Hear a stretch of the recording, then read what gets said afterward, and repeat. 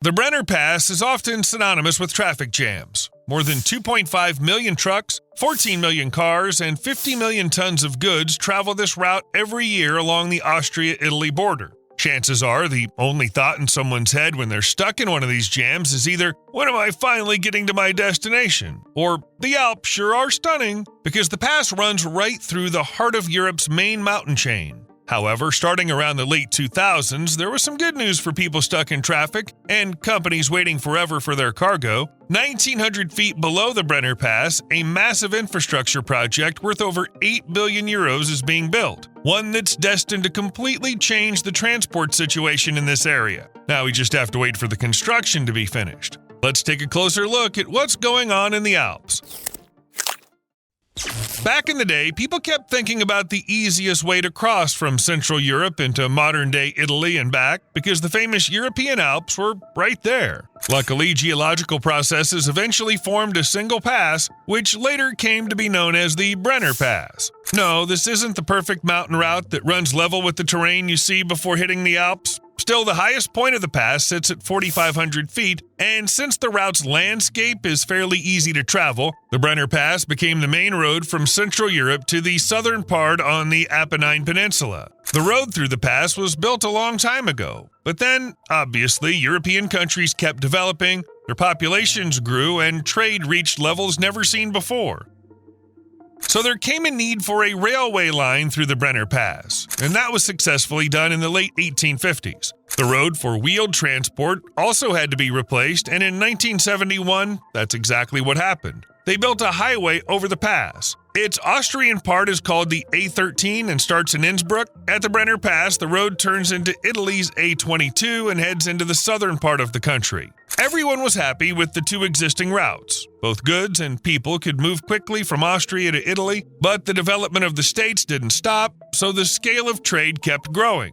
It should be said that the Brenner Pass is not just about trade between Austria and Italy. Goods moved through it from all over Europe to Italy and back. For instance, in 1970, road freight traffic was 3 million tons, and by 1999, it had grown to 22 million tons, more than 7 times as much. The rise in trade got so big that, for instance, in 1990, 70% of cargo from Eastern Europe was moved by rail, and the rest, 30%, by trucks on the highway. Why did people start preferring road transport over rail? If we leave aside the fact that the second option is more flexible, the railway line through the pass was built back in the 19th century with no real thought that freight volumes would seriously increase. That's why the mountain railway has tight curve radii, and the maximum gradient is 2.6%.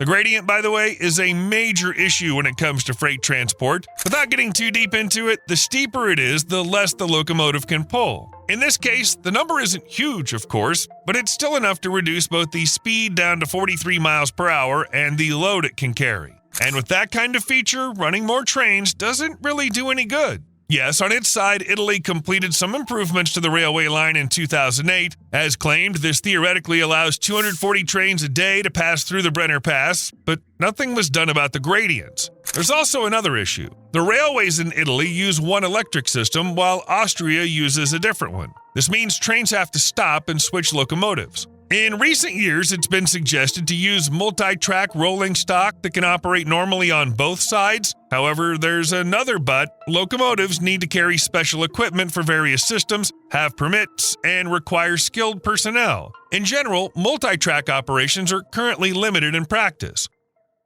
So maybe they should use road freight instead of rail. There's also a problem with that. The flow of people traveling by car across the pass is growing along with Europe's population. For example, back in 2004, the number of trucks passing through the pass reached 1.8 million, and by 2024, this number has already risen to 2.5 million. Meanwhile, 14 million vehicles pass through the pass every year. And when it comes to goods, 50 million tons go through the mountain pass annually.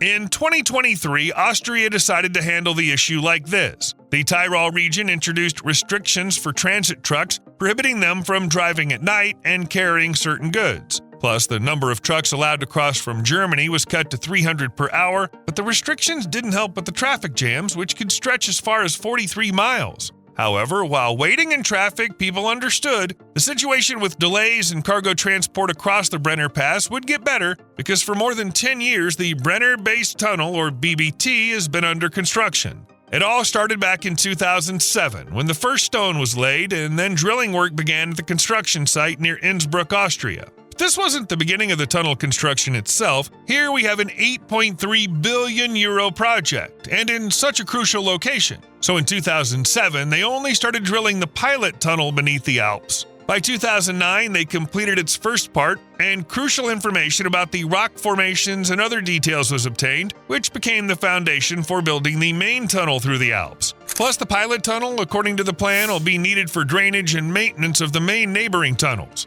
According to the plan, they will be 34 miles long and about 26 feet in diameter. One train will travel towards Italy and the other towards Austria. Along with them, there will be 4 side access tunnels along the entire length of the BBT, which come to the surface and allow loading and unloading of soil and materials. If all these paths in the rock aren't enough to compare the Alps to an anthill, then the project has another feature. The 2 main tunnels will be connected to each other every 1,100 feet, and every 12 miles, BBT will build 3 emergency stations that'll provide evacuation routes and shelter for passengers if needed.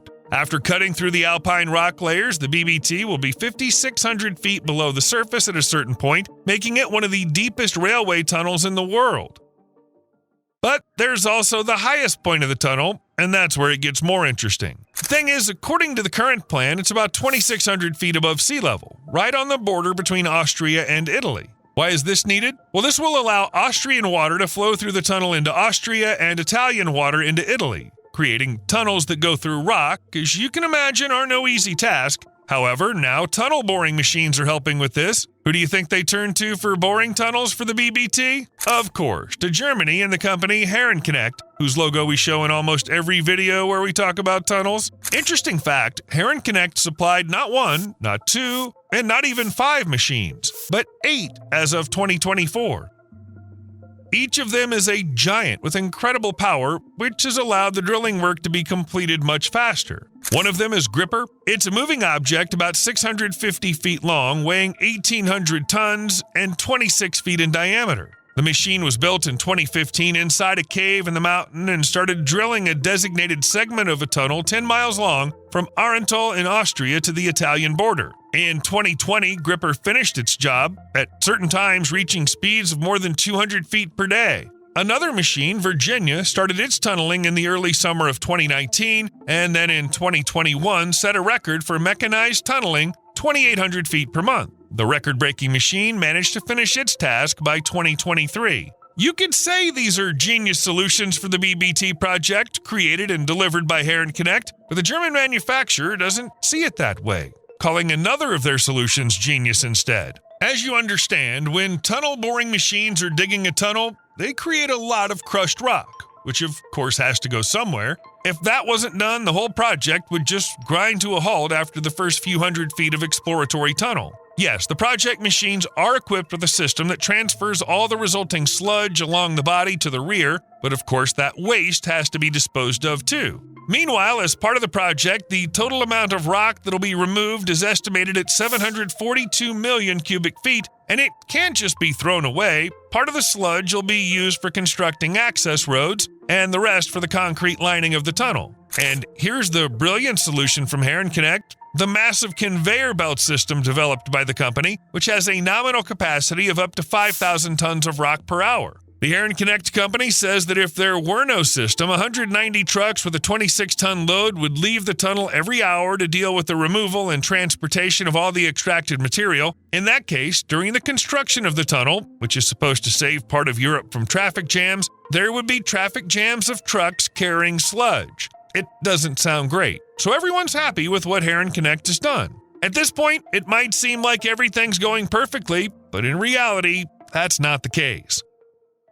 The BBT route passes through 5 different types of rock and one of the longest fault lines in Europe, so tunnel boring machines alone won't cut it. What's more, about 50% of tunnel construction in the project is done with machines. The other 50% comes from what's been helping people dig tunnels for hundreds of years, drilling and blasting. It's pretty simple and low-tech. Explosives are loaded into pre-drilled holes, then detonated, and this process is repeated several times. After that, the loosened material is removed with heavy machinery and conveyor belts, then shotcrete is used in the tunnel to stabilize the surface and anchors, and mesh arches and reinforcement mats are installed for structural support. Yeah, it's all a bit more complicated than using tunnel boring machines, because the machines handle the reinforcement as they move through the rock. But apparently in the Alpine conditions, explosions are inevitable. When the tunnel's finished with its 34 miles, it'll take third place in length among all railway tunnels in the world. Ahead of it will be the Swiss Gotthard-based tunnel, 35 miles long, also built in the Alps, and the Mount Diamben-based tunnel, which when completed will have a length of 36 miles. By the way, it's also currently being built in the main mountain range of Europe. Yes, the Alps are the capital of railway tunnels.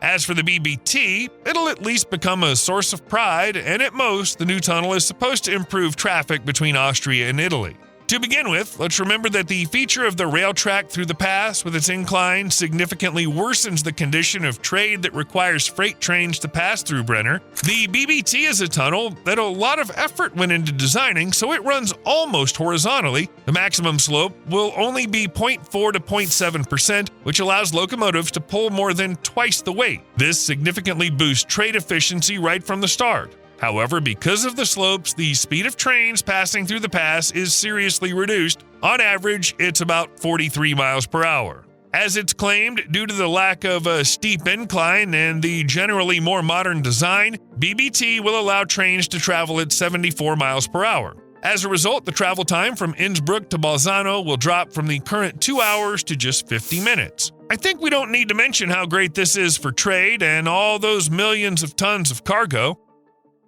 But the benefits won't only go to trade. The BBT will not just be a tunnel for moving goods, but also a road that lets regular people travel. Yes, we're talking about passenger trains, which are incredibly useful given the rising population in European countries and the growing flow of tourists between the South and other parts of Europe. And when it comes to passenger transportation, the tunnel will surpass the cargo one. Travel speeds will hit 155 miles per hour. And let's not forget about traffic jams. The opening of the Brenner-based tunnel will reduce their number, and this will definitely make a lot of people happy. Due to the more convenient and faster, and therefore more cost-effective transportation through the tunnel with no slopes, many companies will prefer the BBT. This will free up the highways from trucks, which are often the cause of traffic jams at the pass. Many people, in turn, may also choose to travel by train through the tunnel rather than driving through the pass. Yes, they'll have to sacrifice the beautiful views seen from the mountain road, but the journey will take less time. By the way, we did mention earlier that the massive number of cars at the pass causes frustration not only because of traffic jams, but also because of air pollution.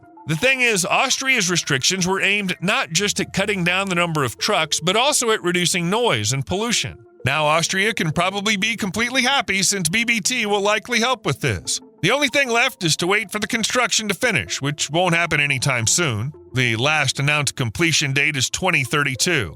By the way, there's another not-so-obvious advantage that BBT will bring. It'll be possible to get from Finland to the Mediterranean much faster on one road. The Brenner-based tunnel, 34 miles long, is just a small part of the huge Helsinki-Valletta or Scan-Med route, which stretches all the way for 3,000 miles. A mega-project within a mega-project worth tens of billions of euros, to put it another way. Besides the BBT, it also includes, for example, the Fehmarnbelt fixed link, an underwater tunnel across the Fehmarn Strait between Germany and Denmark, 11 miles long, costing over 7 billion euros. This mega-project is expected to be completed in 2029. A less massive but still intriguing infrastructure project has been proposed across the Messina Strait between Sicily and Italy. It'll be a suspension bridge, 12,000 feet in length and 1,250 feet in height. If the project goes ahead as originally planned, it'll be the longest suspension bridge in the world. Construction was meant to begin at the end of April 2025, but as of May this year, there are no updates on the start. In general, this isn't too surprising, as the latest estimates suggest it will cost 13.5 billion euros, which is more than the cost of each of the ScanMed tunnels currently under construction. The population there is actually against the construction. People believe that national and European funds should be spent more efficiently, not on a project that doesn't even have all the necessary hydrological, seismic, and landscape studies. When the construction will start and whether it will even happen is unclear, but they promised it'll be finished by 2032. If that's the case, after 2032, it'll finally be possible to take an exciting trip from Helsinki to Valletta, passing through several multi-billion mega projects along the way.